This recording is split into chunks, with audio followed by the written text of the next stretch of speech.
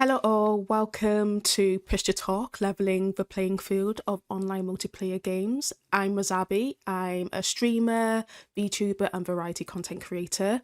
I play a variety of games offline and online as a solo player, with my other half, but also with my online Twitch community, which I built over the years. When it comes to multiplayer competitive games, I'm currently playing Overwatch, COD, Fortnite, and Valorant. And when it comes to the multiplayer collaborative games, my favourites to play or have played have been Sunhaven, Stardew Valley, Lego Fortnite, Gears of War, and Halo. My biggest barrier is when I'm in multiplayer competitive games. I have ADHD and specific learning difficulties. I'm still learning more about myself and how my disability impacts me as I was diagnosed as an adult. However, within gaming, I've come to realize this causes me to struggle with my working memory, taking in, processing, understanding information, articulating myself in chat and speaking, and also getting easily distracted, overstimulated, and overwhelmed. And so, communicating with others, decision making in chaotic, fast paced games, especially competitively, can be daunting and a frustrating experience for me at times. Hello, everyone. I'm Kennedy, aka Dynamic Reactions. I am an accessibility advocate for Playability Consultancy. I'm also a YouTuber and a streamer, and I use my community to talk about my disability and the ways that I play games. My favorite competitive online games would be Lego Fortnite. I love a little bit of Dead by Daylight. At times, I also really love Among Us. My biggest barrier when it comes to online competitive games would be the addition of target locking and auto and first person shooter games.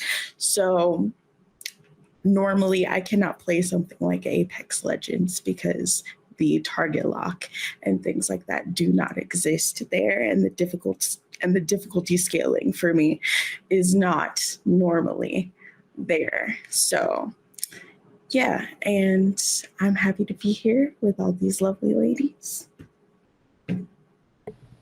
Hey, my name is Pat, and I'm a senior developer tester at Alpha Channel and speech accessibility consultant at Playability. I spend most of my time playing adventure, FPS, and narrative-rich games, especially if they have a co-op component, which allows me to experience the game with my partner. And even if there's a single-player game that we both want to play, we just play alongside and pretend it's multiplayer.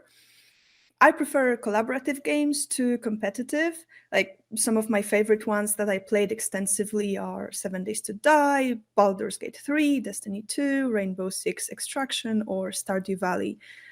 My biggest barrier to enjoying multiplayer games to the fullest is stuttering. I have been stuttering since I was about 12, and it had an immense influence on the choices I make, how I interact with other people, and how I play games. Hi everyone, and I'm Annie. I'm also with Playability, where I'm the deaf and hard of hearing barrier expert. Up until the pandemic, I didn't really play games with other people at all, except maybe for some World of Warcraft and Diablo with my partner. However, with the lockdowns in place and basically the lack of other opportunities to socialize with people, I really got into online gaming. I mostly played Dead by Daylight, but I also enjoy Apex Legends, and I've played various other online games like Among Us, of course, Fall Guys, Back 4 Blood, and GTA Online, amongst others. Well, this is us, and this is what you can expect over the next 40-ish minutes. We want to share with you the various barriers and obstacles that we have encountered as disabled and neurodivergent gamers, specifically in online games played with and against other people. Some of our experiences are similar, some of our experiences differ. To make sense of the online gaming spaces that we inhabit, we have distinguished between two different types of online games: competitive and collaborative games. So, competitive games might make you think of esports and associated games, but in the broader sense, we just mean games that pit players against one another in some way. So that means League of Legends, Overwatch, Fortnite, Dead by Daylight, Mario Kart, and even Among Us all contain elements of competitive games, despite not all of them taking that competition equally seriously. But then we also play collaborative games. Players don't play against other humans, but they actually work together to achieve a goal or to defeat an engine. Like It Takes Two, Stardew Valley, and the main campaign in the Left 4 Dead franchise are all collaborative. Some competitive games, of course, also contain collaborative elements in them. I think the barriers are most obvious in competitive games, where slower reaction times and missing out on vital cues can create a disadvantage for disabled players. Collaborative gaming is perhaps a little bit more complex, as there's the potential for collaboration with others to help to support and balance out strengths and weaknesses of individual players. But as you will hear later on, we sometimes also face barriers when playing with others rather than against them. So I would say we start with exploring these barriers in a little bit more depth. I would love to hear from everyone on our first question. Do you have any barriers that you face even before you are launching a multiplayer game? Pat, do you maybe want to get us started on that one? Yeah, of course, I can start here. So prior to playing any kind of multiplayer game, I always consider two things: people I'll be playing the game with. So whether it's someone I know closely versus strangers online, and the extent to which the game supports nonverbal communication. Stuttering is a disability that isn't purely physical, but it's rooted much deeper, affecting how we approach speaking situations in general and how well we perform in general. This is why the very thought of playing a multiplayer game, especially a competitive one where I'm required to use voice chat, fills me with anxiety. I always need to research first whether the tools that a given game offers me can effectively substitute verbal communication when I don't want to speak, or whether those tools can aid a broken message.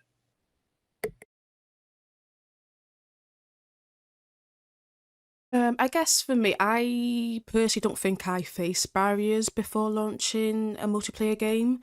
I wouldn't say I spend too much time thinking about it. I'm happy to just jump straight into it. However, it's not until I'm actually playing the game that's when I realise the barriers, if that makes sense. Yes, absolutely. I mean, it's different for all of us. I think I can echo Pat in the sense that I actually do spend quite a bit of planning time before I launch the game. Obviously, I also have communicative barriers, and I need to really pick and choose who I play the game with. But then on top of that, I also do so much research before making a purchasing decision. For example, like a recent example of that would be Lethal Company. Like everybody was going on about that game for a while, and it's still quite popular with like the Dead by Daylight crowd. And it makes sense. It's like a cheap game. Most people just bought it. But I spent like an hour researching whether I should buy it or not. And to some extent, I think I do that with every game I buy, even single player games. But with multiplayer games, the stakes feel just so much higher.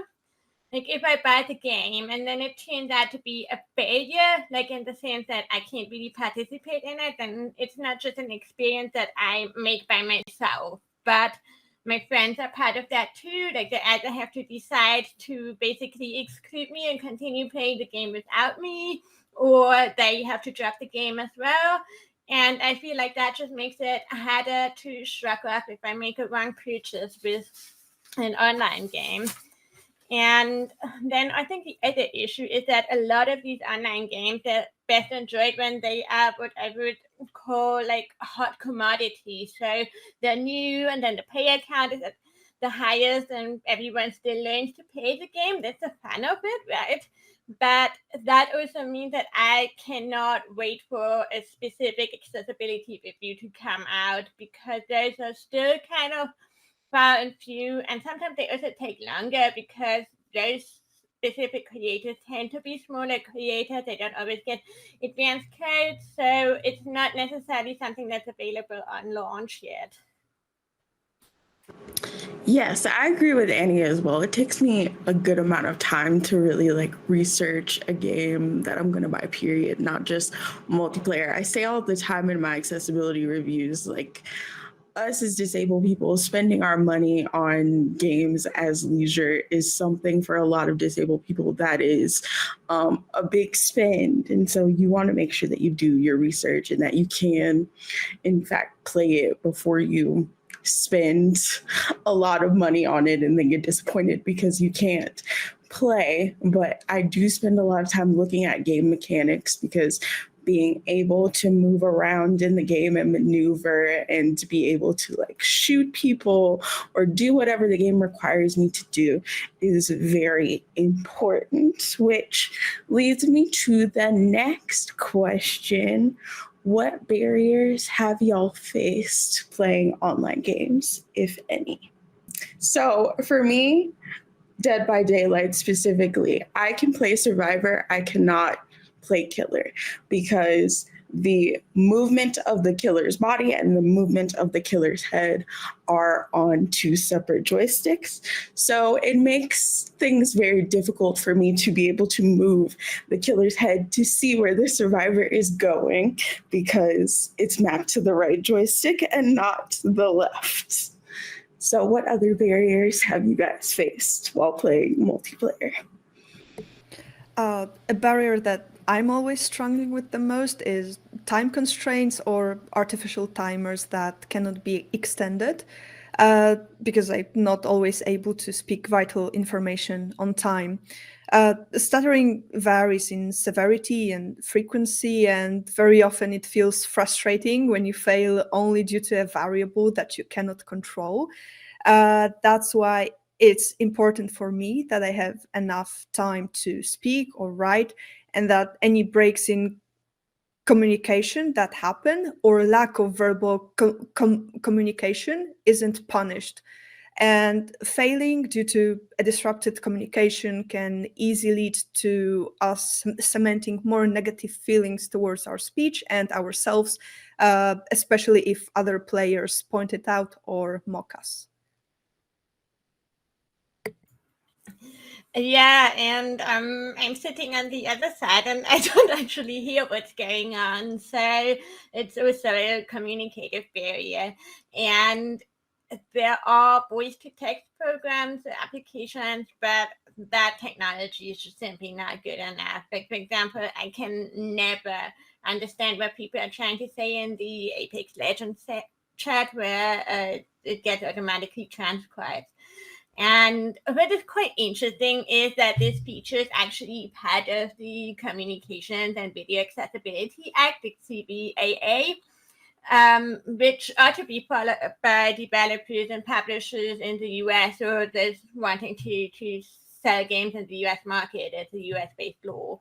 And the CBAA also requires speech-to-text features, amongst other things. But in practice, they just don't work well enough for me to really benefit from them, because they would require near perfect and accent-free speech and a good microphone that definitely wouldn't work if, for example, Pat, if you and I wanted to play a game together. And I think the other thing is also that there's an aspect of social exclusion when it comes to the collaborative element of games, because there were instances in the past where I had the people that I played with make accommodation. So, for example, they would usually use voice chat, but then they switched to text-based chat rather than the Discord voice chat or something when I was part of the group. And I'm specifically also thinking about Among Us, which was so huge at the start of the pandemic. And I was playing more regularly then, but then I also found that the game was quite different and not as fast paced and fun and humorous for the rest of the group when we were just playing with a text chat. And I totally get it because there's just an element of spontaneity that is lost. And I have to admit that sometimes it made me feel a little bit like a burden because I felt like maybe I am ruining everybody else's experience a bit, and I started to question that. So I always make sure that I would sort of not overstay my welcome, and then also let the others pay by themselves for a little bit. So that created like a really awkward situation, at least in my head. I definitely relate with Pat. For me, especially when it comes to playing competitively, it takes me time to process information and even longer to speak it out into a clear and concise way.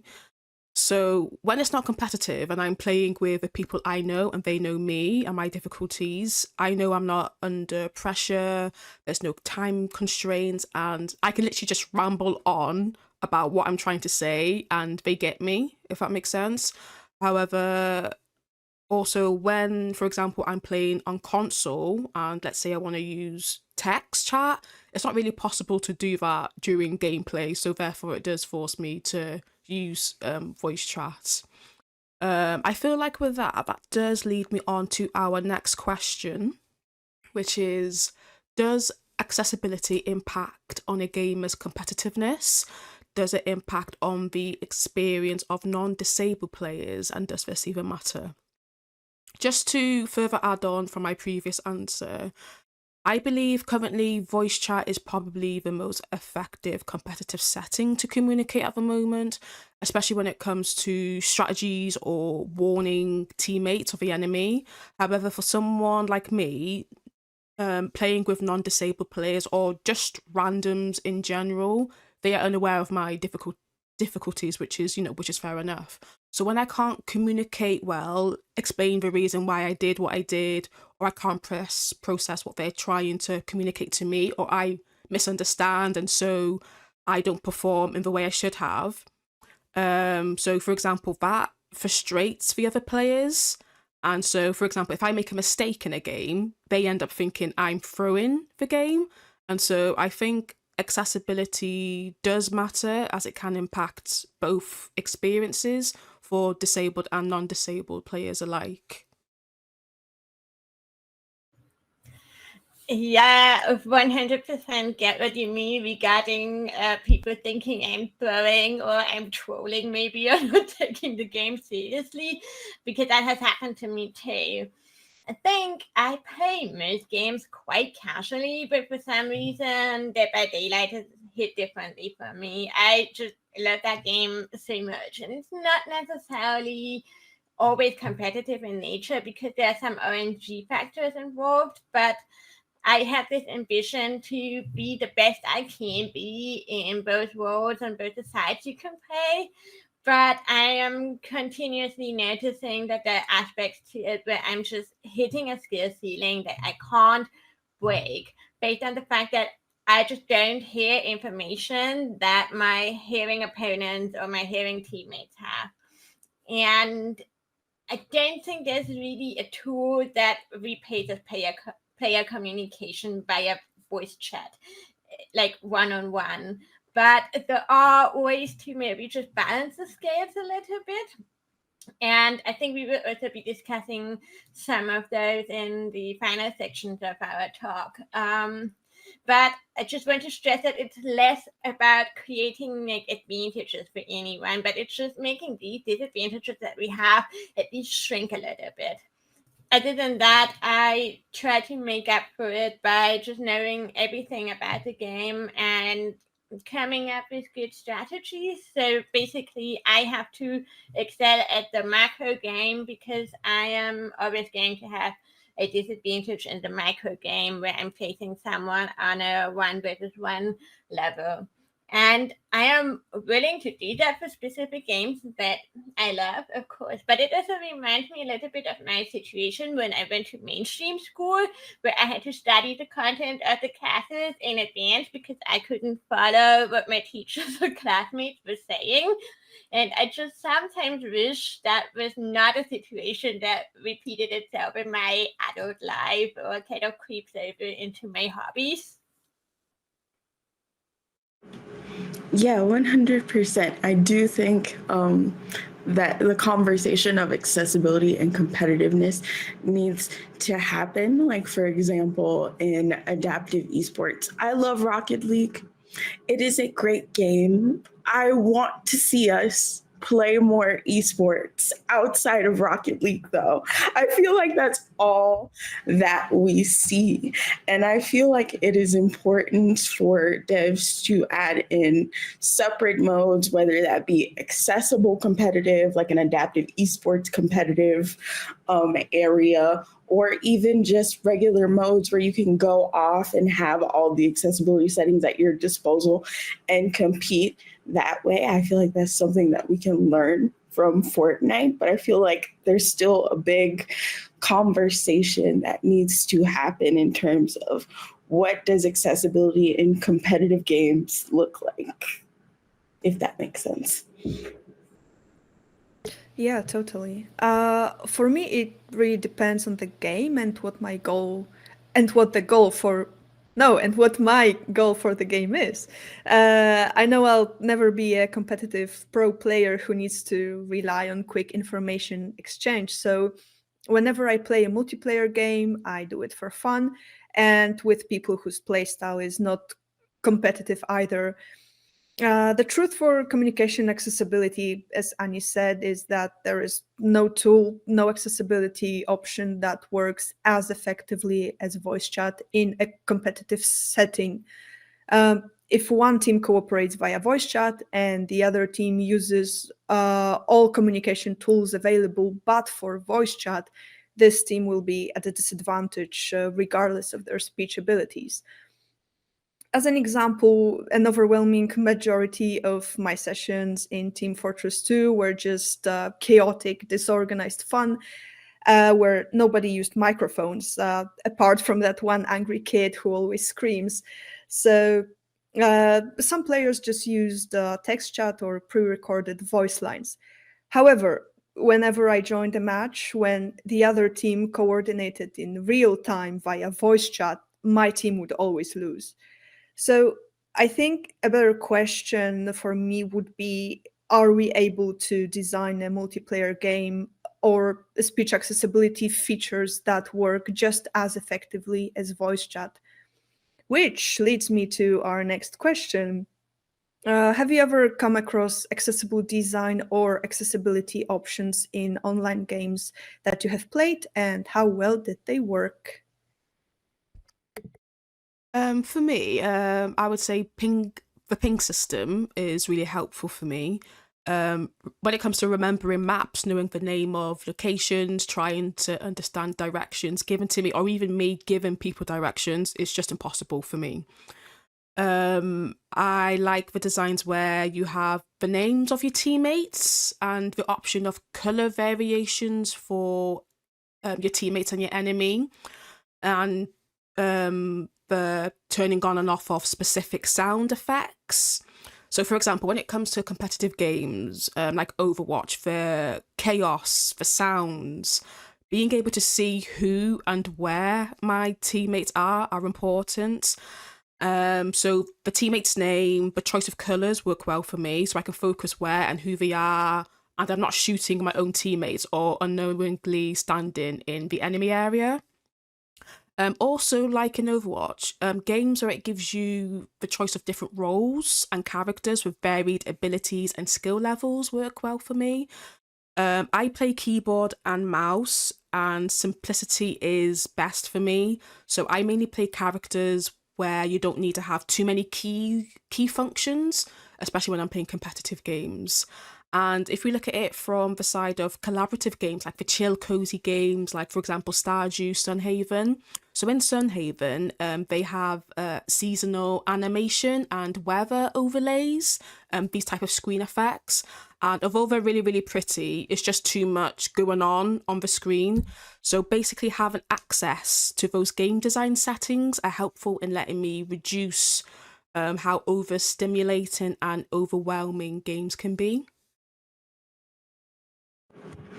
For me, a good example of something that's been accessible for me in multiplayer games is in Redfall, the difficulty scaling in the game. So when I'm playing by myself or even with friends, the fact that I can have an easy mode on, even though the auto aim in the game isn't great, and just go at a vampire and it be really easy to kill them is great for me personally, because again, I have trouble moving my fingers quickly to aim the gun or do whatever it is that I need to do. So to be able to lower that difficulty ceiling when I'm alone or with friends is great. Yeah, Uzabi +1 on the ping system. If it's integrated well within the game, it does a really good job of conveying our intentions to other team members without using words. But above all, any solutions or accessibility features should be supported by the overall game design. Cooperations or puzzles must be understandable, and players should know the roles and how they complement their team. So I see you pushing the cart. I will check if there are no enemies ahead. I see you're standing next to a lever. I will climb up on an elevator. Give me clear objectives, the tools to complete the objective, and enough time to understand the plan or communicate our intentions. So by incorporating clear objectives and affordances and designing the mechanics and challenges to be understandable in the first place, you set everyone up for success.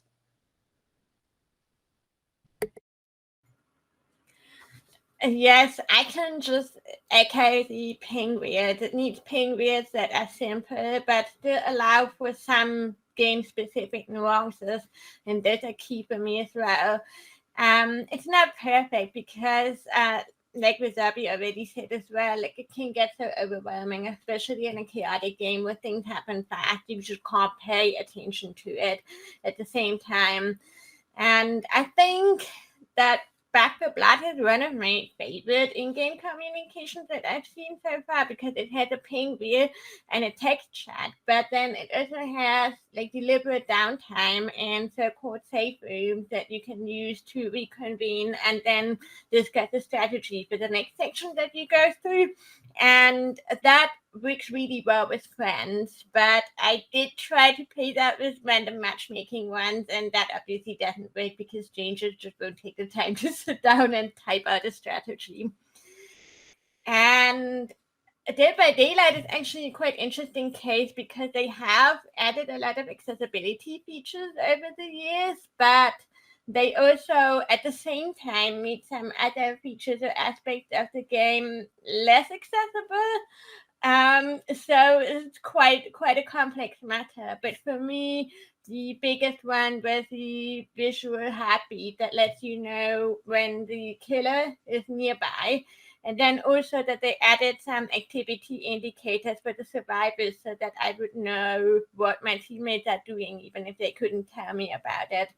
And those have been huge improvements for me. But it's so interesting because the heartbeat, that was actually a feature in the mobile version of the game for years already. And I don't play mobile games very often, but it is something that I have noticed that they sometimes do better.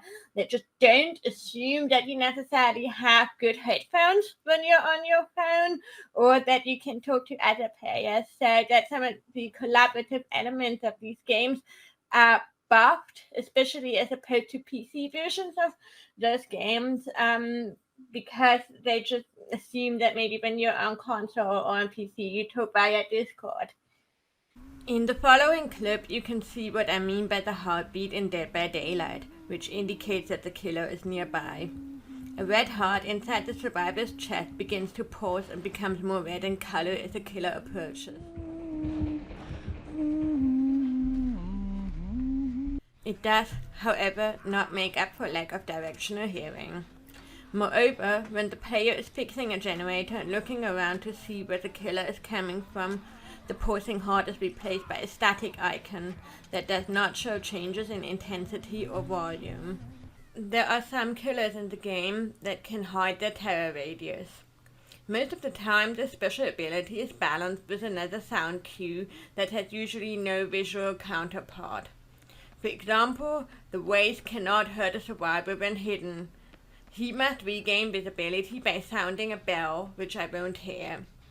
The visual heartbeat starts far too late for me to react.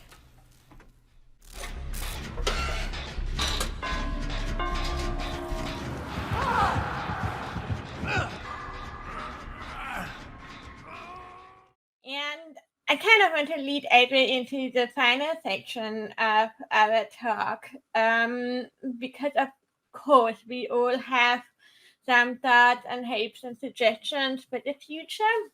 And I also want to stress that life service games in particular, which most online multiplayer games are, have this really unique opportunity to actually keep improving, but also to test the waters with the community. And this is something that I wish that the developers, for example, of Dead by Daylight, but also of other games did more. That sometimes there are some things that go in the right direction, but then it's clear that the features are not necessarily developed with the input of the people that are affected. So there are just assumptions made on what we might need, but it's not necessarily like tested with a larger group of people, a larger audience. So, for example, in Dead by Daylight, they will add a visual heartbeat, but then they also work with directional audio cues for a killer that has a power that basically makes her invisible and overrides that heartbeat. And that doesn't really work together. So it's definitely something I wish for developers of all online games to do, is to get more of a variety of input from disabled gamers and to not just drop a new feature and assume that it works. But having said that, I'm also aware that it's not always going to happen. So I see a lot of potential for third-party software to come in and help as well.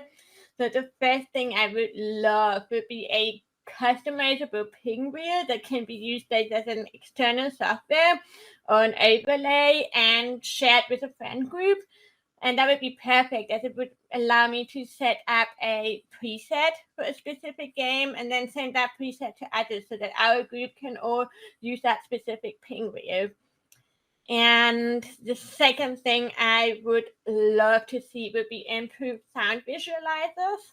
There are already sound visualizers that exist. One software is called Rainmeter, but it's still very difficult to set up. So it would have to be very specifically set up for a game, perhaps by recording a piece of game audio and then assigning this to a specific visual pattern.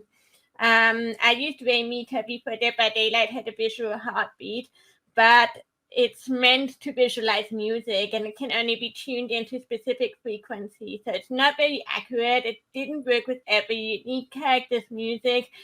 And by the way, I was also terrified that this would count as cheating, although it would be kind of silly because I still had like only half of the information that a hearing player has using the software. But it's so crucial that disabled players are not penalized for using accessibility options, modes in the game or externally. I want to stress that currently sound visualizers are nothing more than a bad band-aid fix. Here you see the earlier clip I showed from Dead by Daylight and a direct comparison between the in-game heartbeat mechanic and an external visualization overlay.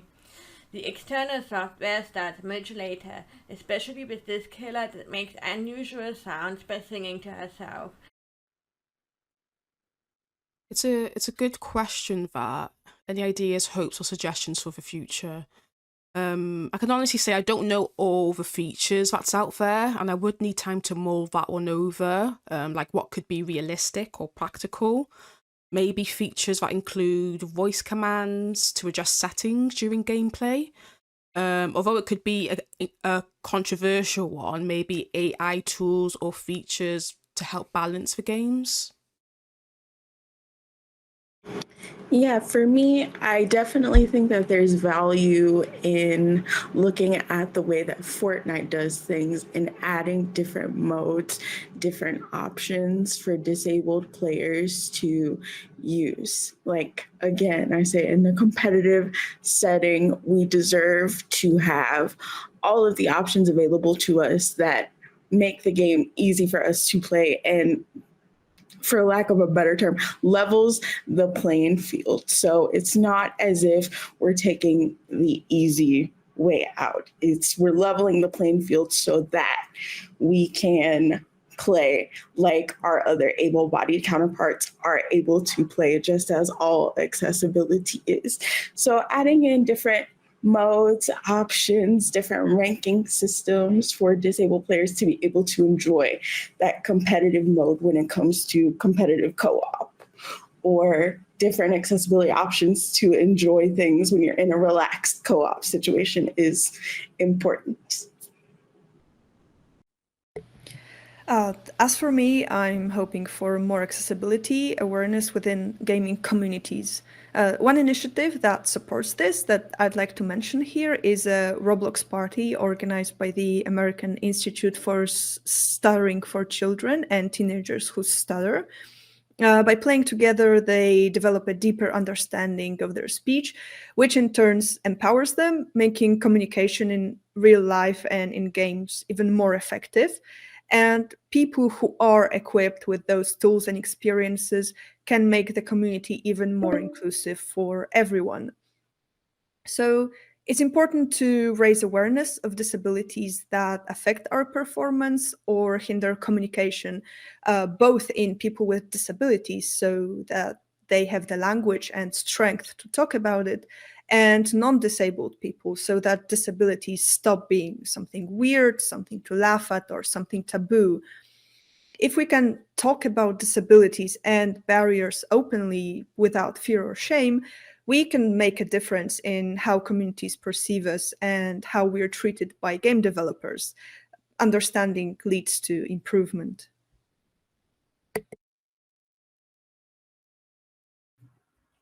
Yes, absolutely. I think that was a really, really nice closing statement. In the end of the day, this is what we've aimed to do today. We don't have a final solution yet either for all of our problems, but we really want both developers but also the gaming communities that we inhabit online to develop a bigger understanding of the fact that it's just not the same starting point for everyone when we start playing a game. And we really hope that the talk gives you some ideas, some knowledge of what it is like to play online games for us. And we are, of course, also all in other online spaces, social media, YouTube, Twitch, and so on. So we are having a screen here where you can see where to follow us and where to contact us. We would love to hear you. We would also love for you guys to share your own experiences playing online games in the Discord discussion that accompanies this talk, and we will also all be there to answer further questions. Follow us on our socials. You can find Annie, spelt ANNI, on Twitter at Annie with a camera. You can also find Annie on Playability, www.play-ability.net. You can find Kennedy on Twitch at Dynamic Reactions, on Twitter at Dynamic_Reacts, on YouTube at Dynamic Reactions, and on Playability, www.play-ability.net. come find Wasabi on Twitch, Instagram and YouTube at Wasabi, that's WUZABII. On Twitter at was_Abby. That's WUZ_ABII. And business email wasabigames@gmail.com. So that's WUZABIIGAMEZ. Come find Pat on LinkedIn, linkedin.com/in/Patricia Polovchik, spelt PATRYCJAPOLOWCZYK. You can also find Pat on Playability, www.play-ability.net.